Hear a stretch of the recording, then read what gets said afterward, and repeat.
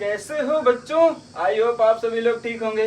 तो मेरे प्यारे बच्चों, आज की क्लास में बने रहिएगा क्योंकि आज की जो क्लास है होने वाली है बहुत ही यूनिक। क्यों? क्योंकि आज की क्लास में जो टॉपिक्स पढ़ाने वाले हैं वो आपके दिल को छू लेने वाले हैं। तो मेरे प्यारे बच्चों, इसके पहले आप लोगों ने पढ़ा था कक्षा 10 की केमिस्ट्री, जिसके पहले चैप्टर का नाम है रासायनिक अभिक्रिया एवं समीकरण। इसका मतलब आप लोगों ने इसके पिछली क्लास में जाकर पढ़ा था। अगर जो लोगों ने पिछली क्लास नहीं ली वो जाकर देख लें, क्योंकि एक एक टॉपिक होने वाले हैं बहुत ही महत्वपूर्ण। और आज हम पढ़ाने वाले हैं सिलेबस, आज हम पढ़ाने वाले हैं कोर्स से रिलेटेड हर एक पॉइंट को पढ़ाया जाएगा, हर एक पॉइंट को नोट भी कराया जाएगा। तो मेरे प्यारे बच्चों, हमारे सामने हमारे बोर्ड पे एक पॉइंट लिखा हुआ है।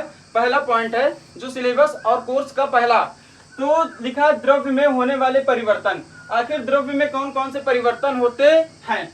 तो मेरे प्यारे बच्चों, द्रव्य में होने वाले दो परिवर्तन होते हैं, भौतिक परिवर्तन, रासायनिक परिवर्तन। लेकिन मेरे प्यारे बच्चों, डाउट तो होगा ही कि सर ये द्रव्य है क्या?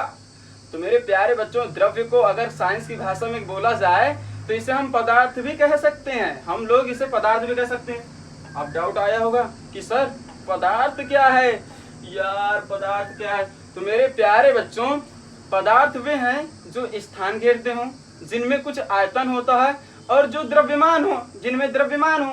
तो मेरे प्यारे बच्चों, अगर और सरल भाषा में कहा जाए तो पदार्थ को जिन्हें हम छू सकें, स्पर्श कर सकें, देख सकें, वो सारी चीजें क्या होती हैं? पदार्थ होती हैं। तो जैसे कि अभी हम कुछ उदाहरण ले लेते हैं, जैसे हमारे सामने है ये मार्कर, ये भी क्या है? एक पदार्थ है।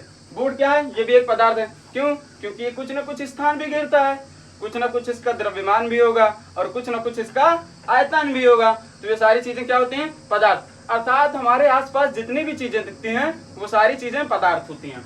तो मेरे प्यारे बच्चों, दे रहा है द्रव्य में होने वाले परिवर्तन। तो ये कहा जाए कि पदार्थ में होने वाले परिवर्तन तो हम दो प्रकार के कह सकते हैं, एक भौतिक परिवर्तन और एक रासायनिक परिवर्तन। तो प्यारे बच्चों, अब हम लोग बात करने वाले हैं भौतिक परिवर्तन एवं रासायनिक परिवर्तन। आखिर क्या होते हैं फिजिकल चेंजेस और क्या होते हैं केमिकल चेंजेस? तो पहले हम बात करेंगे भौतिक परिवर्तन। क्या होते हैं भौतिक परिवर्तन? देखो, भौतिक परिवर्तन वे होते हैं जो पदार्थ की भौतिक अवस्था को, आकार को एवं भौतिक गुण को परिवर्तित कर दे, लेकिन उनके द्रव्यमान में कोई परिवर्तन ना हो। ये डाउट हुआ ना? चलो क्लियर करते हैं इसे। जैसे कि हम एक उदाहरण ले लेते हैं, जल का बर्फ में परिवर्तन। जल का किन में परिवर्तन? बर्फ में। जल क्या होता है प्यारे बच्चों? द्रव होता है। और बर्फ क्या होता है? ठोस होता है। तो ये बताओ, द्रव से ठोस बना, गुण में परिवर्तन होगा, जायज सी बात है। गुण क्यों परिवर्तन हुआ? क्यों? क्योंकि पहले वो द्रव था, किसमें बदला? ठोस में। आकार में भी परिवर्तन होगा, क्यों? क्योंकि पहले वो तरल थे, फिर उनके अणुओं में क्या हुआ? कम रिक्त स्थान हुआ, गुण भी बदले, आकार भी बदला, लेकिन उनके द्रव्यमान में कोई परिवर्तन हुआ नहीं हुआ। क्यों हुआ? जैसे बर्फ का जितना भी वेट था उतना पानी का, या कहा जाए कि जल का। भौतिक परिवर्तन की एक खास बात, ये कोई भी नया पदार्थ नहीं बनाता है। अब चलिए हम आपको कुछ उदाहरण अपने दैनिक जीवन में लेकर चलते हैं।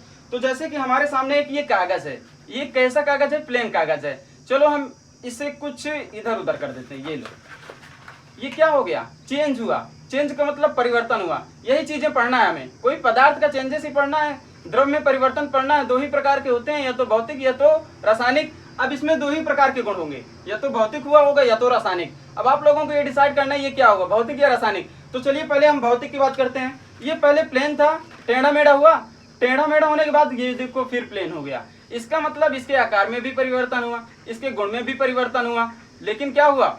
ये फिर उसी तरह हो गया ना, कोई नया पदार्थ नहीं बनाया। तो इसे हम कह सकते हैं ये एक भौतिक परिवर्तन है। अब चलो, जैसे कि हमारे बाल हैं, ये देखो अभी ऐसे है ना, अभी ये पूरी तरह से कैसे हैं? पट हैं। अभी ये स्ट्रेट हो जाएंगे, कर्ड हो जाएंगे, इन्हें हम फिर स्ट्रेट कर सकते हैं, इन्हें हम फिर बैठा सकते हैं। अर्थात ये कहा जाए कि वे परिवर्तन जो कोई नया पदार्थ ना बनाए, सीधी सी भाषा में जो नया पदार्थ ना बनाते हो, उन्हें हम भौतिक परिवर्तन कह सकते हैं। अब मेरे प्यारे बच्चों, हम लोग बात करने वाले हैं रासायनिक परिवर्तन। क्या होते हैं रासायनिक परिवर्तन? तो पदार्थ में होने वाले वे परिवर्तन जिनमें पदार्थ के अणुओं का रासायनिक संगठन व द्रव्यमान परिवर्तित होकर एक या एक से अधिक नया पदार्थ बनाते हैं। जैसे दूध का दही बनना, नया पदार्थ बना। जैसे और बता दें कि लोहे का जंग में लगना, जंग का लोहे में लगना, कुछ भी कहिए, बात वही है।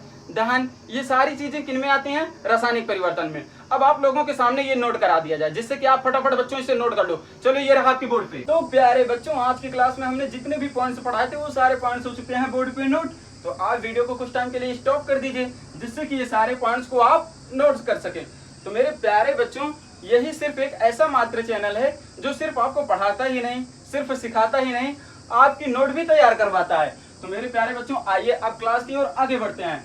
तो द्रव्य में होने वाले परिवर्तन, ये पहले चैप्टर का पहला पॉइंट है। द्रव्य में होने वाले परिवर्तन दो प्रकार के होते हैं, भौतिक और रासायनिक। तो भौतिक परिवर्तन, पदार्थ में होने वाले वे परिवर्तन जिनमें पदार्थ की भौतिक अवस्था, आकार, भौतिक गुण तो परिवर्तित होते हैं, लेकिन रासायनिक संगठन एवं द्रव्यमान में कोई परिवर्तन नहीं होता है और ना ही कोई नया पदार्थ बनता है। जैसे जल का बर्फ में परिवर्तन, गलन, वाष्पन क्रियाएं भौतिक परिवर्तन कहलाते हैं। ये पॉइंट्स, ये जो लिखा हुआ है भौतिक परिवर्तन, ये हमने समझा चुका है, लेकिन इसमें कुछ एक्स्ट्रा पॉइंट्स दिखे हैं जो शायद हम नहीं बताए। गलन और वाष्पन, तो गलन का सीधा मतलब है कि ठोस का डायरेक्ट किसमें, द्रव में परिवर्तन होना गलन कहलाता है। और वाष्पन का मतलब द्रव का डायरेक्ट किसमें, द्रव का डायरेक्ट गैस में परिवर्तन होना क्या कहलाता है, वाष्पन। सरल भाषा में समझना था, वैसे ये तो 9th क्लास का कोर्स है। और बाकी देखिए आगे चलते हैं हम लोग। रासायनिक परिवर्तन, पदार्थ में होने वाले वे परिवर्तन जिनमें पदार्थ के अणुओं का रासायनिक संगठन व द्रव्यमान परिवर्तित होकर एक या एक से अधिक नए पदार्थ बनाते हैं, जैसे दहन, जंग लगना, प्रतिस्थापन अभिक्रियाएं आदि रासायनिक परिवर्तन। अभिक्रियाएं जितनी भी होंगी वो सारी किसमें आएंगी, रासायनिक परिवर्तन में। जैसे दूध का दही में बनना, ये सारी चीजें हमने आपको पहले ही पढ़ा चुका है। तो मेरे प्यारे बच्चों, आज की क्लास यहीं पे स्टॉप करते हैं और जाइए यूट्यूब पर सर्च करिए द काशी एकेडमी, कुछ अच्छा करना है तब।